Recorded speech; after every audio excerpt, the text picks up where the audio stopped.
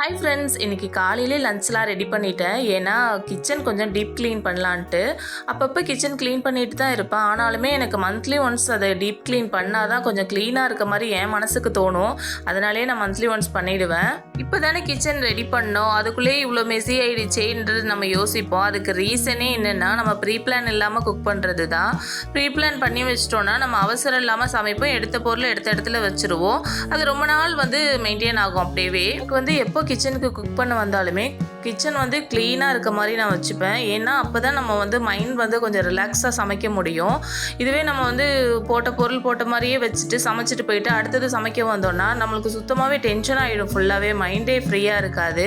அதனாலேயே நான் night 12 o'clock ஆனாலுமே ஃபுல்லாக கிச்சனை க்ளீன் பண்ணி வச்சுட்டு போவேன். அப்போ தான் மார்னிங் பார்க்குறப்ப கிச்சனை பார்க்குறப்பவே நமக்கு ரொம்ப பீஸ்ஃபுல்லாக இருக்கும். ஒர்க்குக்கு போகிறவங்களுமே இந்த மாதிரி ப்ரீ பிளான்டாக பண்ணிட்டீங்கன்னா உங்களுக்கு எப்போவுமே டென்ஷன் இல்லாமல் இருக்க மாதிரி இருக்கும். நான் ஒர்க்குக்கு போனப்போ இதுதான் ஃபாலோ பண்ணேன். வெளியிலயும் வேலை பார்த்துட்டு வீட்லயும் இவ்வளோ வேலை இருக்குது, கிச்சன் எப்படி இருக்கேன்னு நம்ம டென்ஷன் ஆகாமல் இருக்கணும்னா ப்ரீ பிளான்டாக இருக்கணும்.